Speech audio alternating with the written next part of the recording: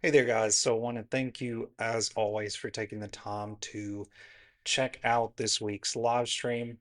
So, of course, what we're going to be talking about today is on choosing the right weights without guessing. Before I do go into this topic, I do want to mention a few new updates. So, I will be starting on Tuesdays at 12 p.m. Central Standard Time doing TikTok live streams. So, if you watched it yesterday, now keep in mind too that I've not been able to archive these yet. I'm trying to figure out if I can archive these and sort of repost them in some way when I do these streams.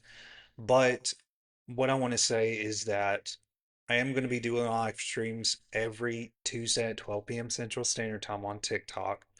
So again, these are going to be separate topics from what I talk about when I'm doing live streams here, on Facebook, or if I'm doing live streams on X as well. So they're going to be a different platform in particular when I'm doing streams on this, on TikTok itself. Another thing too that I do want to mention is I will be doing a stream tomorrow on X where I will be sort of discussing the topic of mind muscle connection. So, if you're not aware, I do a stream basically kind of like in a podcast format.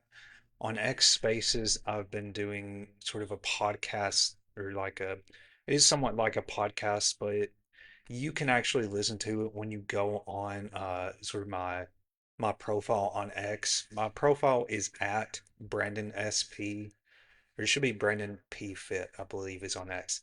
But this is where I sort of discuss the topic of, again, this is different topics, but it's in a more podcast-based format, so you can listen to it instead of course, having to watch it. Now, the same can be said with these streams, but what I want to do separate to this is to give you guys a little bit more of a diverse amount of content. And two, I do want to basically be able to get my content out on different platforms and really, help to boost those platforms. My TikTok and X account have gotten quite a bit of traction. And so I want to continue to build those and again share my expertise and what I have to offer. I'm trying to go above and beyond. I'm trying to balance it out to where, I don't overwhelm myself with everything, but so far everything's going well. I really enjoyed doing the TikTok stream yesterday. It just took a little bit to get adjusted to the platform, but I did want to mention that if you guys do want to check those out, of course, you don't have to check out every stream. But if you know of somebody who's on those platforms, or if you know of like anybody that's on X, anything like that, and they want to listen, feel free to share that. I will likely by the end of the day share the link to be able to listen to my X Spaces discussion tomorrow. So you'll have access to that today. I'll have that on my Facebook to where you can go to that. The TikTok, I'll have to figure out if I can archive those videos and how I can get that to where you'll be able to watch those again because for the time being, I haven't gotten that set up. So I just wanted to share those updates with you guys that I'm going to be doing not only this stream as well as my X Spaces stream, but also the TikTok stream. So I'm going to be doing a wide variety of different streams. And again, these topics are all going to be different for each one. It's not going to be, the same topic. I don't want it to be boring and that it's the same topic. So if you're interested in checking those out, feel free to check them out. Um, so I did want to mention that. Again, guys, check out my website, which is bponlinefitness.com. As always, if you have any questions on my website, feel free to let me know. But with all that being said, guys, let's go ahead and talk about today's topic on choosing the right weights without guessing. So, in this topic, again, this is something a little bit unique that I've not went over here on sort of on Facebook. But what I want to discuss today is unique in itself because what we're going over is how you can really identify the best kind of weight to choose in your workout routine that can help to aid you in progression, in your workouts. So these are the different topics that we're going to be discussing today, um, and really sort of dive into.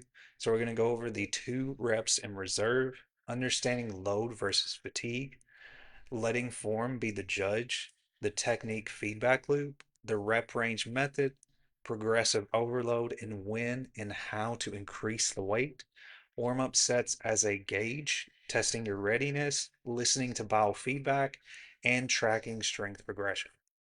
So these are all the different points that we're going to be going over today as we discuss the topic of, choosing the right weights, but really dissecting this and understanding what we need to do in order to make this work for us.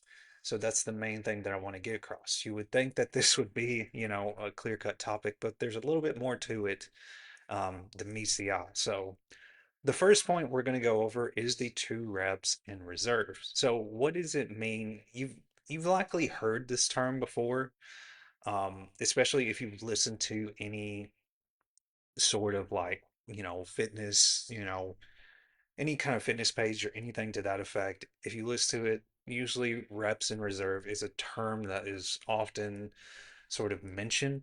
And what that means is when we're talking about two reps in reserve, this means finishing a set when you could perform two more reps with proper form, but choose to stop there. So it's your body's built-in gauge for training intensity. And this is something that we all kind of do in our workouts where we sort of try to gauge ourselves into where we need to stop. This is something that I've done before in my workouts. Um, and I think it's not a bad thing to sort of, you know, basically decide whether you need to keep going or not, because it's very important to be cautious in a workout routine in the sense too where, you know, you want to make sure, of course, that this weight is the proper weight that you can lift. If you can go pretty far in lifting a particular weight and you're still keeping control of that form, it's okay to keep going. And that's sort of the big thing I want to mention here. Now, before I talk about a little bit on why this method does work, I do want to mention is that when you use this method, it's crucial that you make sure that all of the reps that you went through in a set of workouts, that you've performed those specific workouts in a controlled, or excuse me, those reps in a, controlled manner, and that you were able to do the form properly. So at the same time, even though we're pushing ourselves and focusing on getting the, maximum amount of reps, um, we want to make sure too that form is still prioritized, that we're still emphasizing that proper form at the same time before we decide to increase, our reps and, of course, challenge ourselves. So that's like a sort of a disclaimer, I guess, that I wanted to mention there when we're talking about, going further in our reps. So this works in a lot of ways. So, like I mentioned, with considering what we just talked about and discussed, it's important to keep in mind that this is a great method to, you know, integrate into your workouts.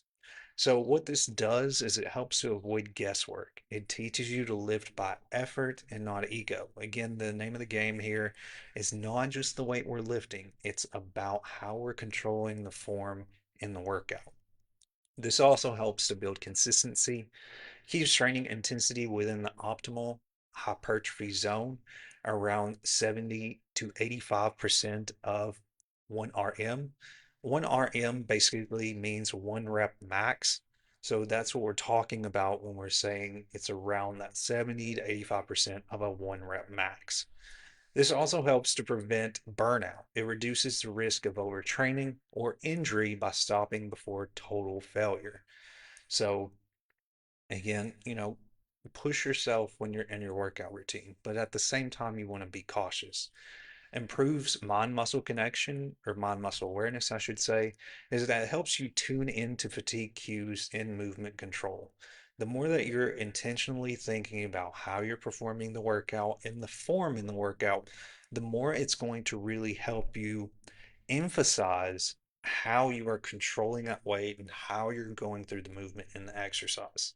So that's the main thing you have to sort of understand is that, again, it's all about form and technique. We're not just focusing on, the weight we're lifting. We do want to, of course, progress, but we want to make sure that we've mastered that weight before moving forward. The next point that I want to go over in our topic today, let me go forward, is talking about understanding load versus fatigue. So, training results come from balancing external load, the weight you lift, with internal fatigue and how your body responds. Too much of one or too little of the other can stall progress or injury risk. Training results come from balancing both the external load, the weight that you lift, and the internal fatigue on how your body responds to it. So again, I've got it repeated here, but you get the idea. Um, when we're talking about to sort of expand upon this topic of understanding load versus fatigue, is that it's important to be aware that, and this is something we're going to discuss as we go forward in this particular topic, is that when it comes to what you're lifting and how your body feels, those are connected. So when you're going into a workout and you're going into your routine, make sure that you're sort of aware on how you're feeling, how fatigued you're feeling before you go into that workout. And I'm going to discuss this a little bit further because I'm kind of getting ahead of myself here, but it does connect to what we're talking about with load and fatigue. So again, when you feel that fatigue, you need to make sure that you understand sort of if that fatigue is affecting, your results and if you need to slow down a little bit.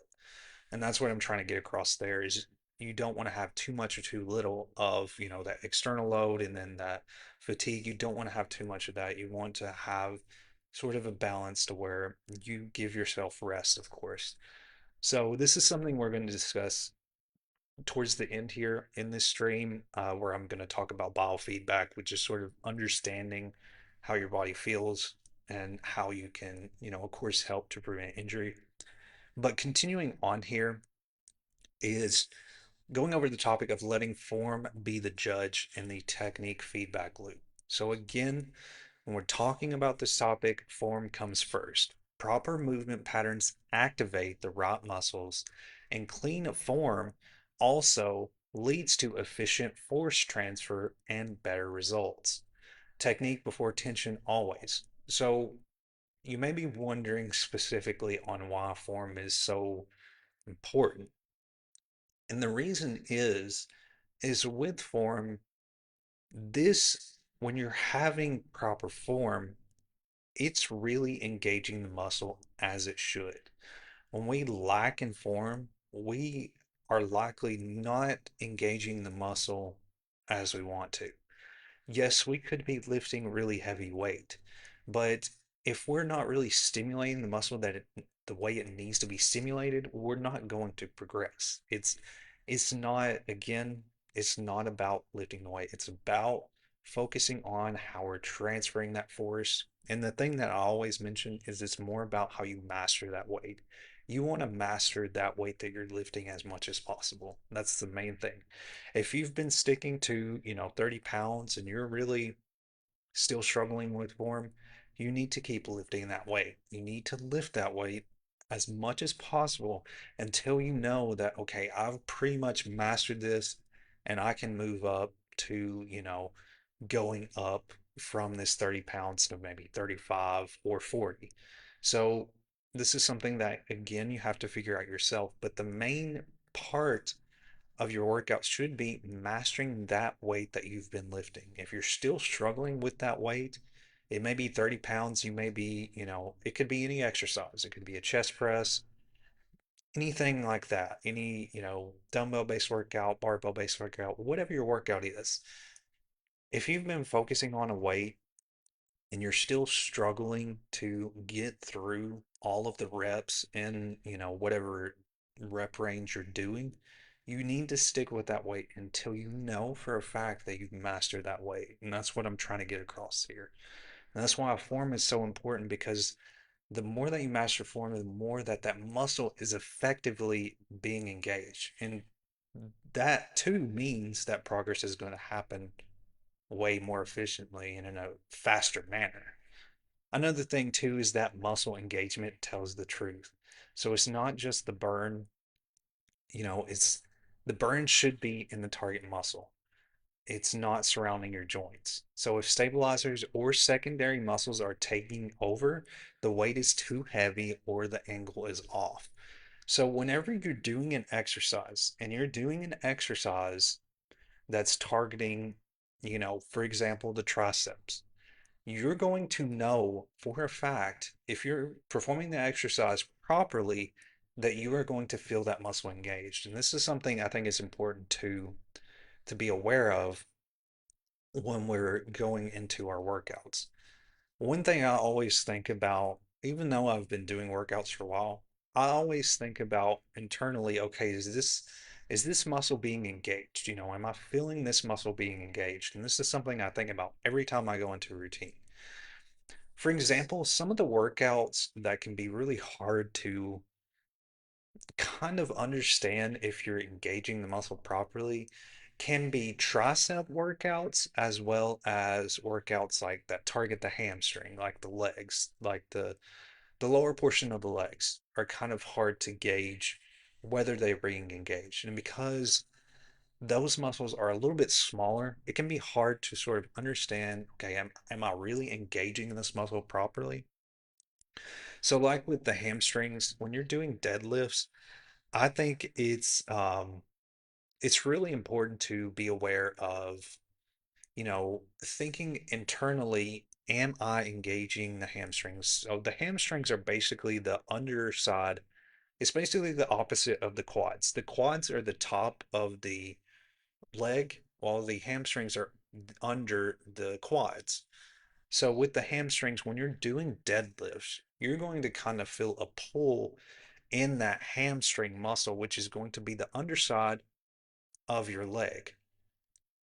And this is the upper portion of the legs. You're going to feel that, sort of tension that's in that particular muscle. So you're going to know that you're engaging it when you kind of feel that tension and that sort of, it's kind of like a burning feeling somewhat, I guess you would say, but it's not like, of course, a pain feeling. It's, that muscle is being engaged. The same with the triceps.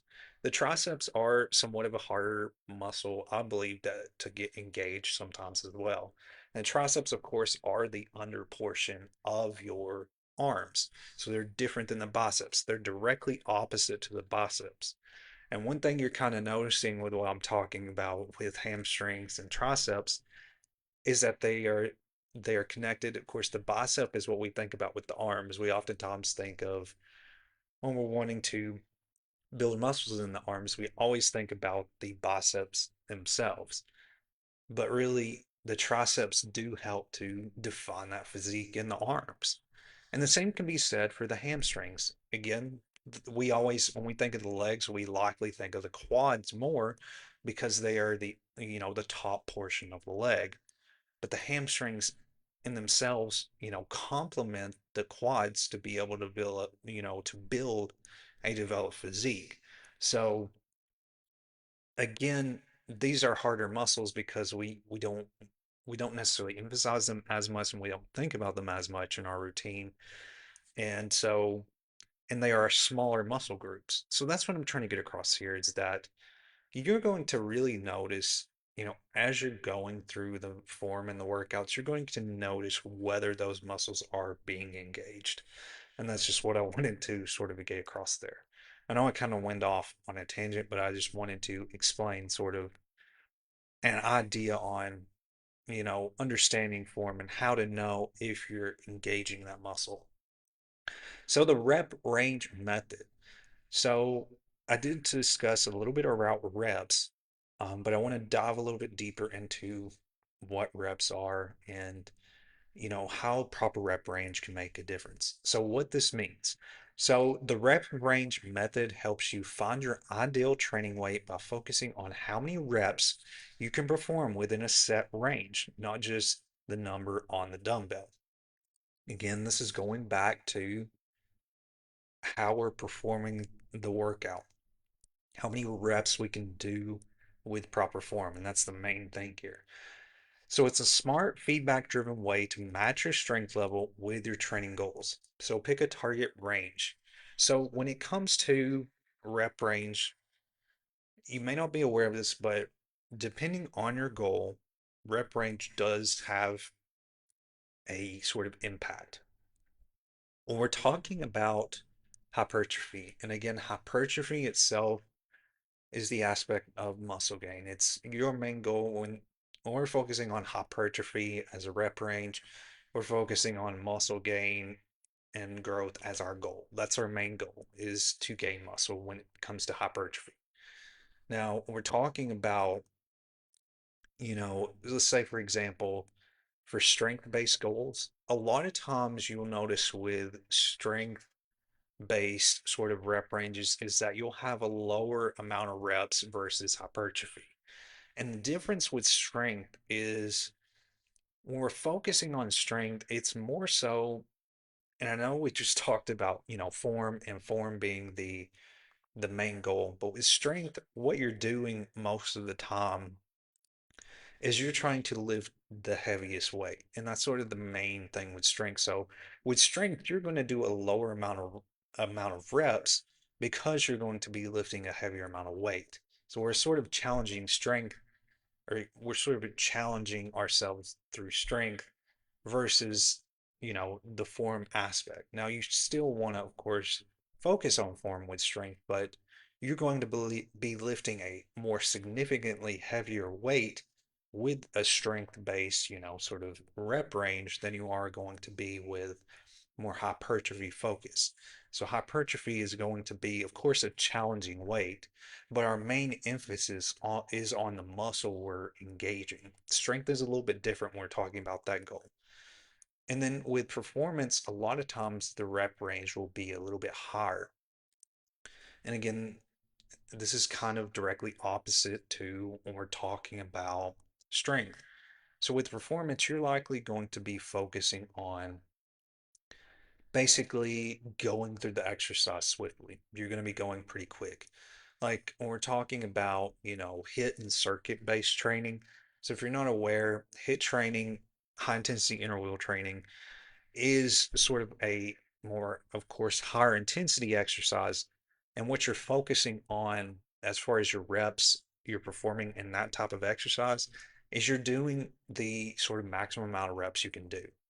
So you're not really lifting heavier weights. You're not really lifting heavy weights when you do hit training or circuit training. Our main goal is power. It's doing things quickly. It's being able to be more mobile, to be able to kind of like when you see like football drills and things like that. That's kind of what we're thinking about when we're thinking about performance-based sort of rep ranges. So I know I'm kind of going in different directions here, but I'm trying to give you an idea on how rep ranges kind of make a difference. So when you're doing lighter weights, when you're doing again in lighter sort of exercise, you're going to be doing a higher rep range. When you're focusing on really heavy weights, you're going to be doing a little bit of a lower rep range. And then with hypertrophy, it's kind of like a balance. Again, our main focus is that we want to build muscle. So of course we want to make sure that that muscle is being engaged properly. And that's why hypertrophy is kind of like this middle ground between, strength and performance-based goals. So the example, of course, with a hypertrophy rep range is 8 to 12 reps. So you want to test the weight. So if you can't reach 8 reps with proper form, the weight is too heavy. So you need to make sure that you can go through, that maximum amount of reps as much as possible. And the max, of course, for hypertrophy is 12 reps, but you want to make sure that you can at least hit those 8 reps with proper form. Otherwise, you likely need to go down in weight. So if you can easily exceed 12 reps, the weight is too light. So if you can really go through those reps pretty quickly in hypertrophy, that's too light. So you got to make sure that you're adjusting based on how you're feeling, based on how you can lift those weights. It's something you have to internalize because I know a lot of us can really kind of go through the motions in our, sort of workout routine, but you have to be mindful of this in order to help aid in progression. And again, adjust as you go, aim to progress within the range over several sessions before increasing the load. So you don't want to just immediately, of course, increase that weight right after after one session.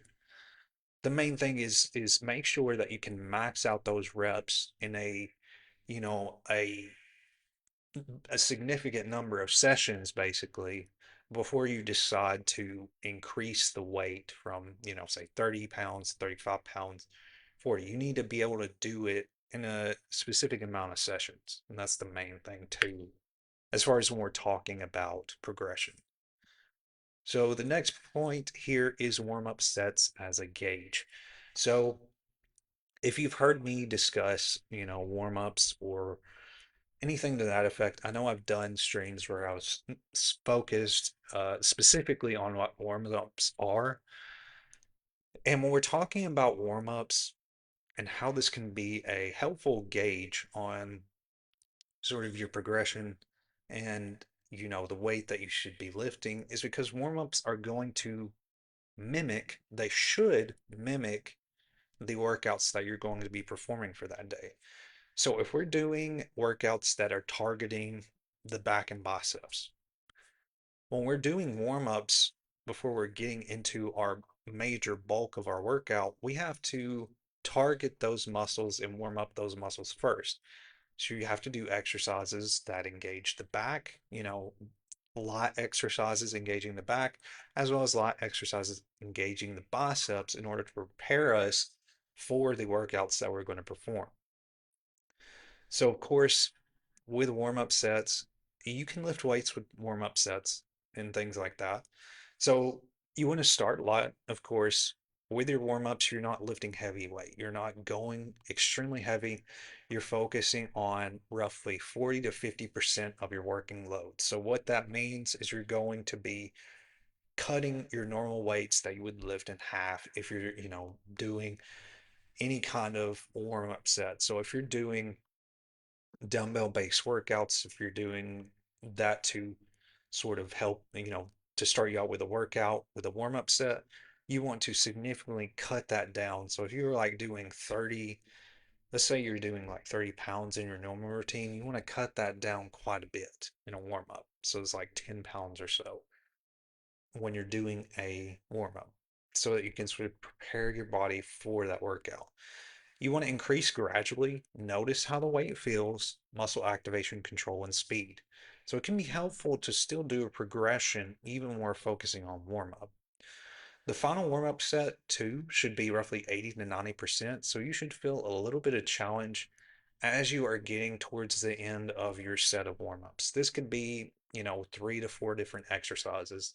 A lot of times, my clients, I do usually 3 to 4 for their warm up set, to prepare them. So when you're getting to the end, you should be, a little bit challenged and then ready to go into your routine. And again, adjust your working weight. If it feels too easy, increase the load slightly. And if form breaks early, you need to reduce the load. So warm-up sets are the same way. When we're talking about, progression, even in our normal, main workout routine, we still need to sort of think about how we approach warm-ups. So listening to biofeedback, and this is something that I was just mentioning earlier. So this is a very important thing to be aware of, especially when we're wanting to choose the right weights and when we're wanting to progress properly in our workout routine. So biofeedback is basically your body's natural response system. So what this does is this signals The signals it sends during and after training is to tell you whether the load, intensity, and our recovery are on point and where they should be. So learning to interpret these cues are smarter. It helps you to lift smarter, not just lifting heavier. So how do you exactly listen to biofeedback and how do you how are you able to apply it to your workout routine? So what you need to do is check in before each set. Am I ready or do I still feel fatigued? You've got to sort of be in tune with how you're feeling in your workout routine. Track perceived effort, RPE, which is a rating scale, rating of perceived exertion, is a scale of 1 to 10 on how intense your exercise was. This is a great gauge to see where, how you're feeling. Do you feel like this workout was extremely hard, or do you feel like this workout was really easy? So, what this does is this gives you, sort of an idea on how you need to approach your next session. I do this every time whenever I'm, complete a workout. So I've mentioned this before, but if you use Apple Watch, or I believe Fitbit does a similar thing, but if you basically track your workout, when you go into like the workout session section of the Apple Watch and you start it and it times your session, when you get to the end and you end your workout, it's going to ask you a question ask you basically how difficult you felt this workout was. And that's actually what that is. That's the rating of perceived exertion. And this is something that all my clients, they do the same thing. Whenever they get to an end of a workout, they complete something that says, how difficult do you feel like this workout has been? And that's to help gauge you on, whether you need to change your intensity or whether you need to, lower it or pick it back up. So this is something that's helpful. So when you get to the end, it can be individual workouts. You could think of it for individual workouts. You could track it that way, or your overall session. A lot of times, I do it for my overall session. The same with my clients, they'll usually do it for their overall session. But you could, if you wanted to, like think to yourself how difficult that workout was. That's giving you a good, sort of data to take with you and think about, okay, do I need to go a little bit further in my next sort of workout that I approach?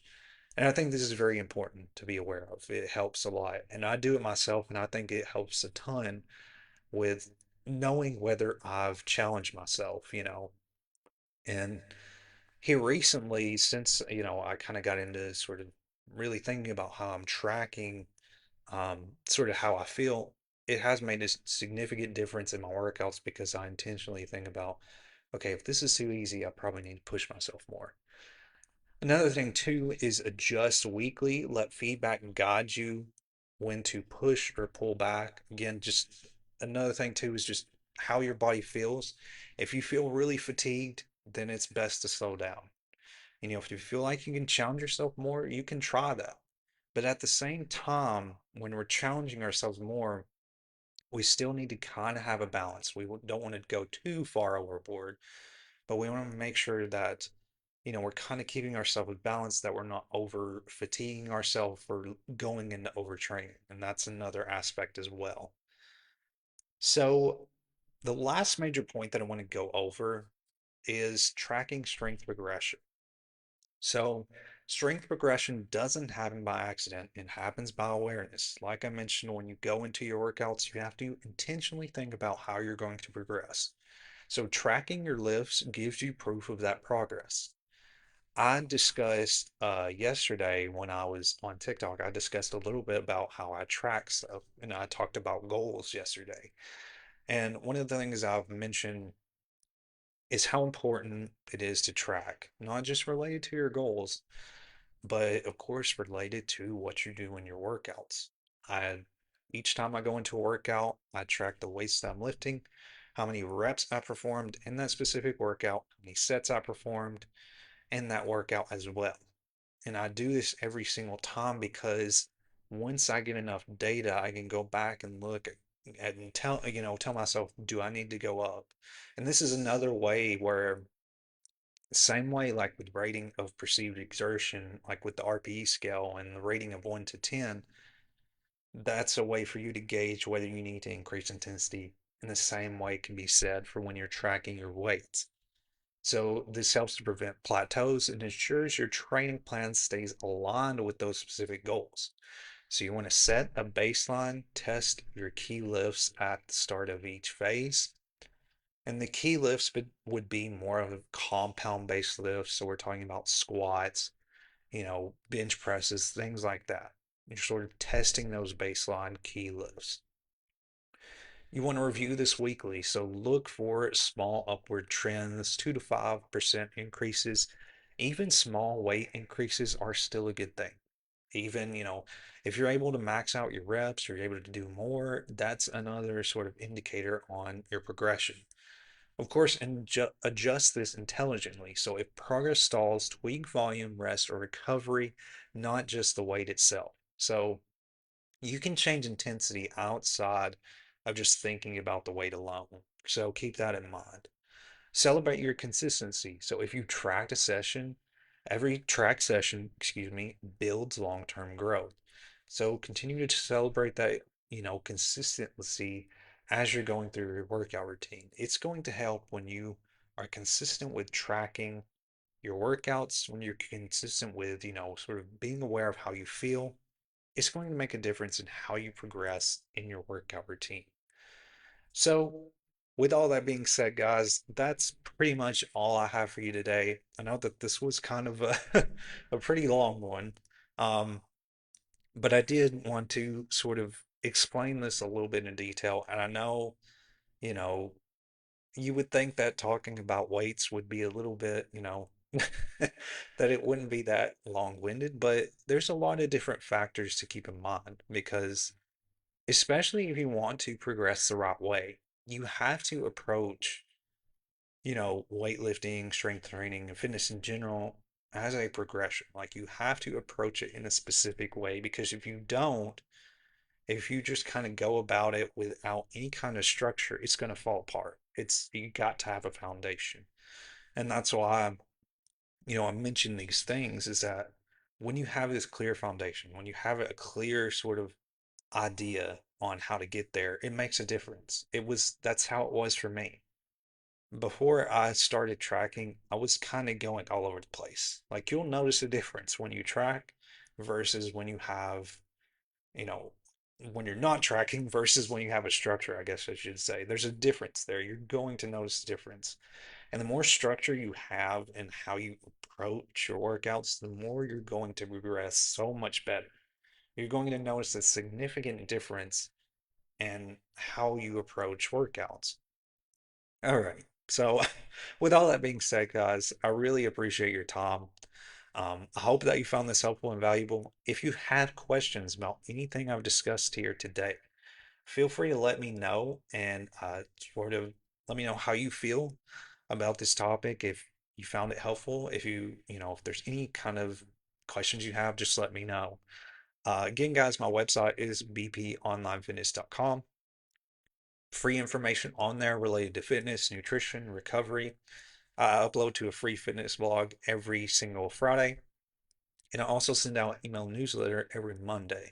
So if you're interested in that, feel free to check that out and look at what I have to offer. If you want to learn more about online coaching and you want to schedule a free consultation, all you need to do is when you go to the website, you click the button that says sign up here or join the team or something to that effect, I believe is what it says. I've changed it a few times, so I can't remember, but I believe it says sign up here, but it's the button that says sign up here at the top. And it'll take you to a top form where you'll answer a couple questions. And from there, I'll contact you within 24 hours and you can schedule your free consultation.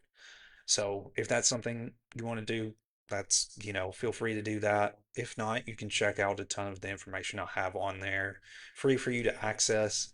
And I do archive these live streams on YouTube as well. So thank you guys once again for taking the time to check this out. Feel free to let me know if you have any questions, and I will see you guys next Wednesday at 12 p.m. Central Standard Time in the next live stream. So I hope you guys have a great day.